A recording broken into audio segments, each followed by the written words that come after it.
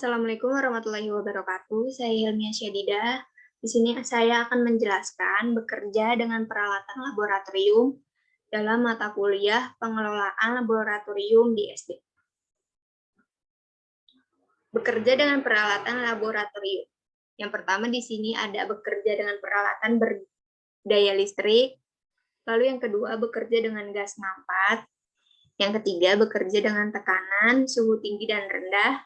Lalu yang keempat, menggunakan peralatan pelindungan diri, keselamatan, keadaan darurat. Lalu, di sini ada cara bekerja dengan peralatan berdaya listrik. Semua perangkat seperti peralatan berdaya listrik yang ada di laboratorium, contohnya seperti pompa cairan dan vakum, laser, suplai daya, lenti elektronika, peralatan sinar, dan lain-lain, dapat menimbulkan bahaya mekanik maupun bahaya listrik. Perawatan peralatan secara reguler dan memadai serta penggunaan yang benar dapat memperkecil sebagian besar resiko. Lalu di sini ada tindakan pencegahan umum untuk bekerja dengan peralatan listrik. Yang pertama, pasang isolasi dengan baik dan dilakukan inspeksi visual pada semua peralatan listrik setiap bulan. Yang kedua, pastikan semua peralatan listrik dan suplai daya telah terisolasi aliran listriknya. Lalu yang ketiga, pasang lampu anti ledakan dan perlengkapan instalasi listrik dengan lengkap. Jika mungkin terdapat bahan yang mudah terbakar yang dapat menguap, modifikasi peralatan listrik berpenggerak motor dengan motor induksi tanpa percikan atau motor udara. Lalu hilangkan uap mudah terbakar sebelum membawa masuk peralatan listrik dengan motor lilitan seri. Lalu jangan gunakan ototransformator variabel untuk mengendalikan kecepatan motor induksi. Lalu letakkan peralatan listrik di tempat yang dapat mengurangi kontak dengan tumpahan atau uap yang mudah terbakar. Lalu di sini kurangi kondensasi yang dapat menyebabkan peralatan listrik menjadi terlalu panas, berasap, atau terbakar. Dan yang terakhir, untuk mengurangi kemungkinan kejutan listrik, hubungkan peralatan ke saluran pentahanan yang baik menggunakan bahan lantai yang sesuai. Lalu di sini ada bekerja dengan gas mampat. Tindakan pencegahan diperlukan untuk menangani beragam jenis gas mampat dan silinder, pipa, dan bejana tempat penyimpanan dan penggunaan gas. Gas yang dimampatkan dapat memampar seseorang yang sedang di dalam laboratorium ke bahaya mekanik maupun kimia, tergantung gasnya. Bahaya dapat disebabkan oleh kemudahan bakaran, reaktivitas, atau toksisitas gas dari kemungkinan asfiksiasi. Lalu di sini ada panduan umum untuk bekerja dengan gas mampat, yaitu yang pertama, hanya izinkan pegawai yang terlatih untuk melakukan operasi tekanan listrik dan hanya izinkan jika menggunakan peralatan yang dirancang untuk pengguna ini. Lalu yang kedua, hanya gunakan komponen yang sesuai dengan perakitan peralatan dan pipa bertekanan. Lalu yang ketiga, hindari renggangan dan retakan tersembunyi akibat penggunaan alat yang tidak sesuai atau daya berlebih. Lalu, gunakan lapisan teflon atau pelumas ulir yang sesuai, tapi jangan pernah gunakan minyak atau pelumas pada peralatan yang akan digunakan dengan oksigen. Lalu periksa semua tabung dang anti jika perlu. Dan lindungi semua reaksi di bawah tekanan.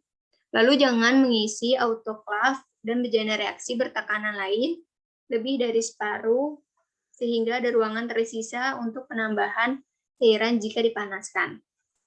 Lalu tempelkan tanda peringatan yang mudah dilihat saat reaksi bertekanan sedang berlangsung. Lalu di sini ada cara penyimpanan gas mampat. Yang pertama, labeli silinder gas mampat dengan jelas menggunakan label tahan lama. Lalu, labeli dengan jelas semua saluran gas yang berasal dari pasokan gas mampat untuk mengidentifikasi gas laboratorium yang dialiri dan nomor telepon keadaan darurat yang sesuai. Lalu yang ketiga, ikat atau rantai silinder gas ke dinding atau bagian atas bangku dengan kencang. Lalu yang keempat, pisahkan tempat penyimpanan silinder gas dari tempat penyimpanan bahan kimia lainnya. Yang kelima, simpan kelas gas yang tidak sesuai secara terpisah. Yang keenam, tempelkan tanda di tempat penyimpanan gas mampat yang terbakar. Yang ketujuh, pisahkan silinder kosong dari silinder penuh. Jika silinder tidak digunakan lagi, tutup katup, bebaskan tekanan regulator gas, lepaskan regulator, dan tutup silinder. Dan yang terakhir, jangan biarkan silinder di area bongkar muat. Lalu di sini ada bekerja dengan tekanan dan suhu tinggi dan rendah. Untuk beberapa eksperimen, tekanan dan suhu ekstrim harus dikelola secara bersamaan. Peralatan yang sesuai harus digunakan untuk mencegah terjadinya kecelakaan. Bekerja dengan bejana bertekanan operasi bertekanan tinggi harus dilakukan di bilik yang dirancang khusus untuk tujuan ini saja. Memastikan bahwa peralatan untuk operasi yang menggunakan bejana bertekanan dipilih, dilabeli, dan dipasang dengan benar, serta dilindungi dengan perangkat pelepas tekanan dan kontrol yang diperlukan. Lalu di sini ada berikut informasi penting untuk bekerja dengan tekanan, suhu tinggi dan rendah. Yang pertama, tekanan kerja maksimal yang diperoleh, suhu yang diperoleh pada tekanan tersebut, bahan konstruksi, diagram ledakan, dan riwayat suhu ekstrim, modifikasi, perbaikan, dan inspeksi atau pengujian bejana. Yang kedua, cantumkan tekanan pelepas dan data pengaturan pada label logam yang dipasang pada perangkap pelepas tekanan yang terpasang. Yang ketiga, periksa atau uji semua peralatan bertekanan secara berkala. Lalu mengenakan peralatan perlindungan diri, keselamatan, dan keadaan darurat. Lembaga bertanggung jawab untuk menyediakan peralatan keamanan dan darurat yang sesuai. Laboratorium terlatih untuk lembaga tanggap darurat. Semua orang harus bertanggung jawab untuk menggunakan pakaian dengan benar supaya terhindar dari kecelakaan dan cedera. Yang pertama, peralatan dan pakaian perlindungan di laboratorium. Lalu yang kedua, peralatan keselamatan dan darurat. Peralatan dan pakaian perlindungan di laboratorium. Yang pertama, kenakan jas laboratorium yang sesuai dan tahan api. Lalu yang kedua, ikat rambut yang panjang dan hindari penggunaan pakaian longgar serta perhiasan. Yang ketiga, perlindung kaki, kenakan sepatu yang kuat di area tempat bahan kimia berbahaya. Yang keempat, pelindung mata dan wajah, kenakan kacamata keselamatan dengan perlindungan samping untuk bekerja di laboratorium, terutama dengan bahan kimia berbahaya. Yang kelima, perlindungan tangan sepanjang waktu, gunakan sarung tangan yang sesuai dengan derajat bahan kimia seperti krim dan lotion penghalang dapat memberikan perlindungan kulit tetapi tidak akan menggantikan sarung tangan, pakaian pelindung atau peralatan perlindungan lainnya. Lalu peralatan keselamatan dan darurat. Di sini ada isi dan penyimpanannya. Yang pertama, perangkat pengendali tumpahan. Lalu yang kedua, perlindungan keselamatan. Yang ketiga, peralatan keselamatan kebakaran seperti pemadam api, detektor panas dan asap, selang kebakaran, dan sistem pemadam api otomatis. Lalu yang keempat, respirator. Yang kelima, pancuran keselamatan. Yang keenam, unit pencuci mata. Yang ketujuh, alat bantu pernapasan.